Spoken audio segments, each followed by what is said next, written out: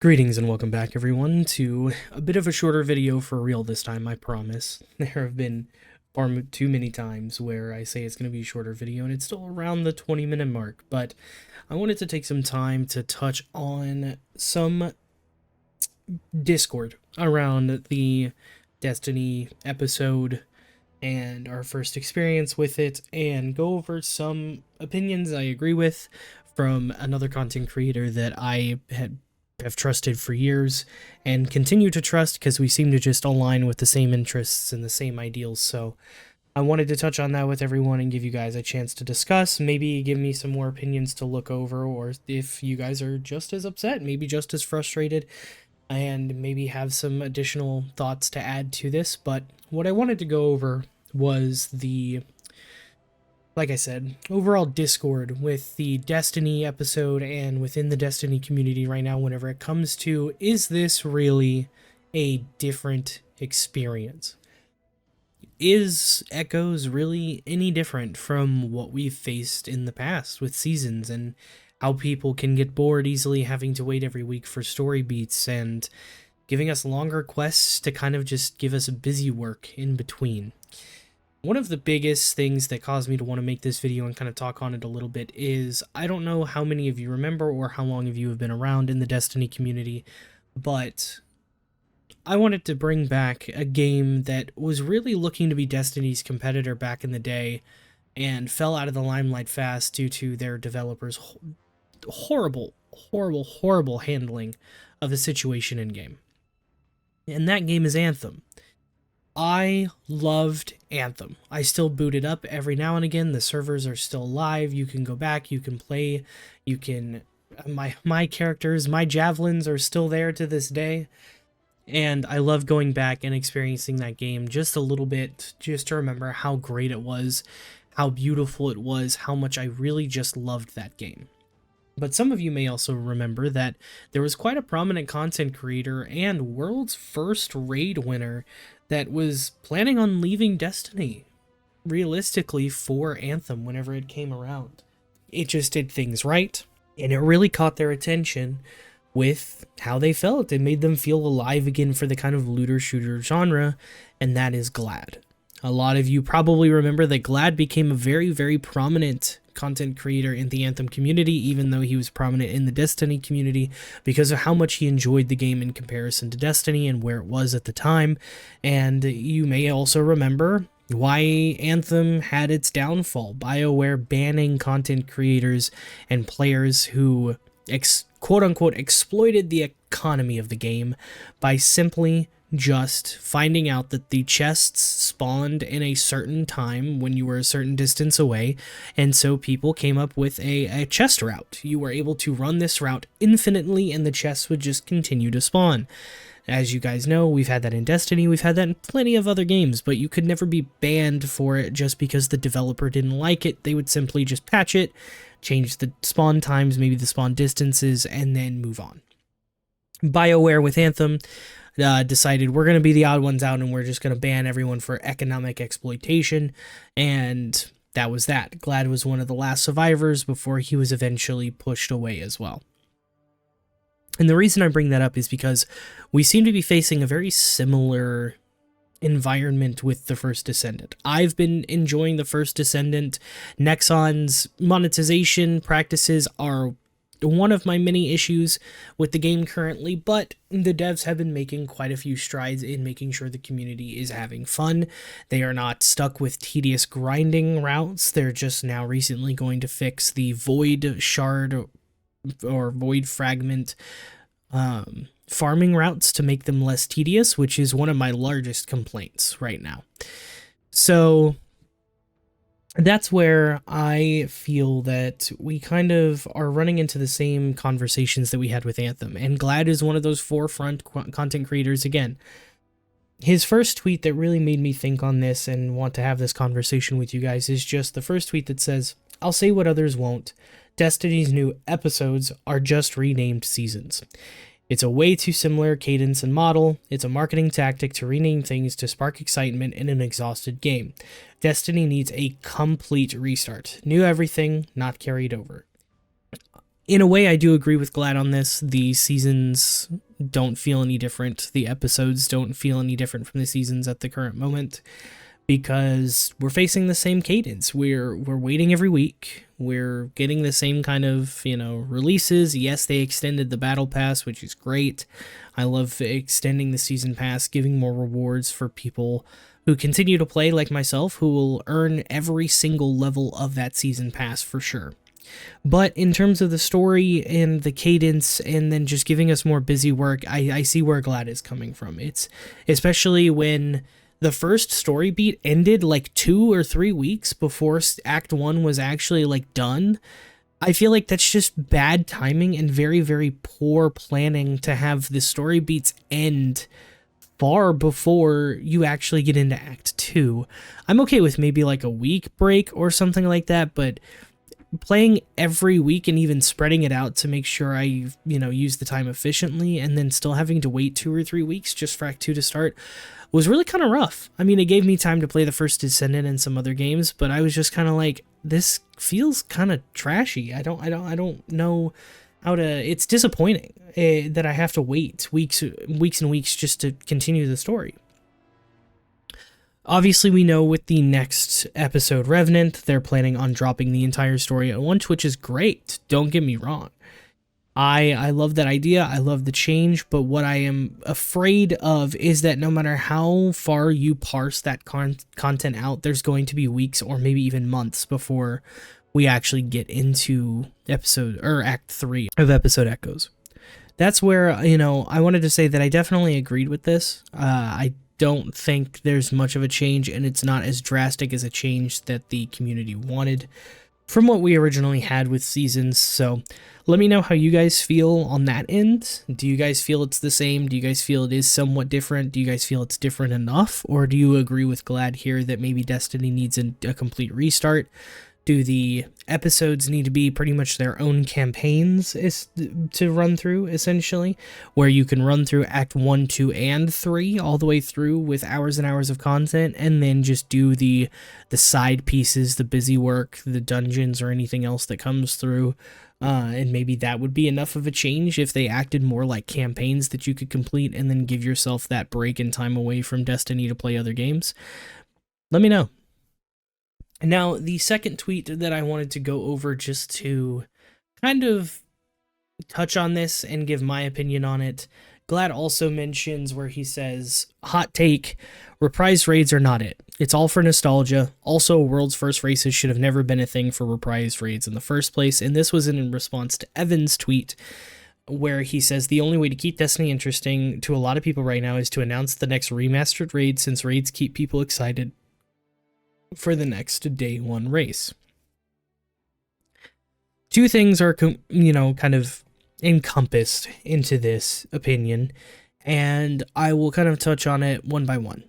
First of all, I agree that reprised raids are simply for nostalgia. I think that it is twofold in terms of there is kind of two edges to the blade here when it comes to reprised raids. It's great for someone like me who did not play these older raids, whether it's a Destiny 1 raid or a Destiny 2 raid, and I finally get to experience them. And it also gives players who loved those raids a chance to play it in Destiny 2 with all of the new things that are, available in the game, rather than having to boot up Destiny 1 just to enjoy a raid that they enjoyed on a daily basis before. So that's a good side of it, but I also agree that it's all just for nostalgia. I feel like it's just a way for Bungie to keep people interested for the time being while they work on bigger things, like the raids and like other campaign pieces. I wholeheartedly, though, agree with world first races for reprise raids being a ridiculous idea. I don't enjoy the idea of being at an inherent disadvantage for reprised raids just because I haven't played Destiny for as long as some of the other players. And that's what reprised raids, world's first races anyway, are to me. Is like when Crota's End came out, I was like, I really want to do it, and I almost got it done day one, but I'm like, I'm at a disadvantage because I never played the original Crota's End. I don't know what the mechanics are supposed to be. This is all brand new to me, so there's no way I'd be a world's first raider in this, and usually what you'll see is the players who world's first sit are ones that played D1 and ones that knew a majority of the mechanics because, you know, a majority weren't changed. The boss room was changed, but that's about it. So I don't agree with world first races being on Reprise raids. I think it's just hitting people with FOMO and keeping their eyes glued to the screen on Destiny while they can. But with that being said, that's where the first Descendant comes in. I feel like with the first Descendant, we have quite a interesting competitor here, mainly because of the way that the first Descendant is approaching things such as grinding, people saying that things are overpowered, and people saying that they don't want to reveal certain things because they may get nerfed. And the reason I say that is because even if you look at some of Glad's tweets, or if you've been playing the first Descendant yourself, you'll have seen that the dev's opinion, whenever people were saying that Glay's infinite ammo build was far too overpowered, it wasn't really overpowered. What we saw was that the dev said that we understand that you may think it's overpowered, but that was within the scope of the game. Our whole vision for the game was for the players to create absolutely broken builds to take down the Colossus in the games, which are like the normal like in-game bosses and then eventually end-game bosses with hard mode versions of each one, and even a specific boss for hard mode. But they challenged the players. Find something better than Glay's infinite ammo build and show us what you can find. Show us what you can do.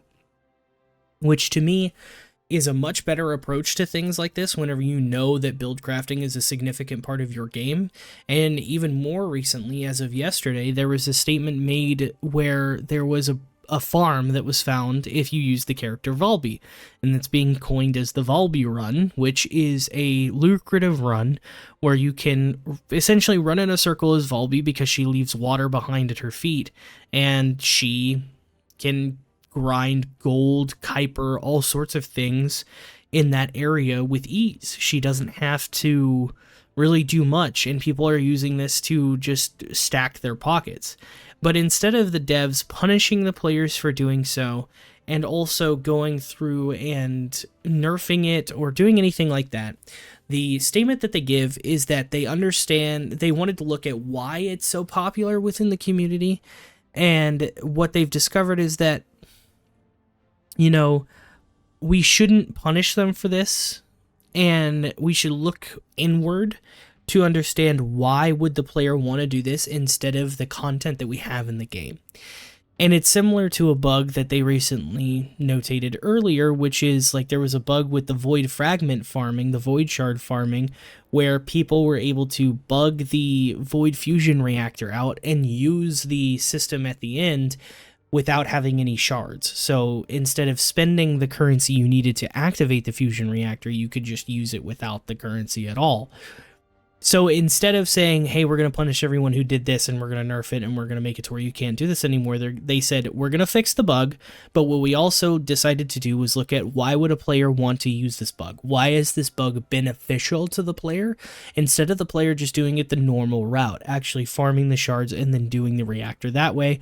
And they decided and found at that point that the reason that the players favor bugging it out is because the normal farming route is far too tedious. The players are getting bored doing the same thing over and over again and only having a chance to get what they need, and so the bug was a more favorable option, even though it may have been difficult to pull off, but it was more favorable in terms of getting what they needed at a faster rate rather than doing the route that the devs had originally planned out. And so in the patch on August 1st, they are deciding to, one, bolster how many void fragments or void shards that you get, and then even furthermore, make the actual default farming route that the devs planned and intended more favorable and lucrative and less tedious to get done. That is, I think, the stance that is really going to be in stark contrast to Destiny, because as we know with Destiny, everyone knows that things are going to get nerfed. Instead of things being buffed or things being changed to be more favorable to the player and build crafting broken builds like that, everyone's immediate assumption is that Bungie will nerf it and nerf you and force you to use something else that maybe you don't like as much as what you were doing. But on the first Descendant side, they are going, okay, no, what we need to look at actually is why would the player favor this over what we already have for them in the game and what we intended for them to do, and then what do we need to change as our vision or our opinion in the game to help the players have a more favorable outcome. And I think that's what's possibly going to have the first Descendant keep climbing in popularity, just because of the devs' position, where they're more keen to take responsibility as like, hey, we made a bad decision, rather than, hey, we need to punish the player for them finding something that we never thought of, or showing us that what we originally had planned doesn't work. It's not what they want. It's not what they envisioned. So we need to change that. So that's kind of where I stand on everything. Let me know how you feel. I'm, super excited for the discussions in the comments. Let me know what your opinions are. Let me know if you agree, disagree, and I'll be in there just to have this discussion with you guys and see where we go from here. But if you guys want to see some First Descendant content on the channel, let me know. I will, kind of put something together, or, put some videos together for you guys just to know. I know there are a lot of content creators out there that are putting out tons and tons of guides. I know even Clyde, who is prominent in the Destiny community, is becoming more prominent in the First Descendant community, but I will always take your guys' opinions and get you guys some content out there if you want it. So let me know what you guys think. I hope you enjoyed this little rant video on just the overall Discord of Destiny's community right now, and how the First Descendant may be a similar competitor to Anthem, and I will see you guys in the next video.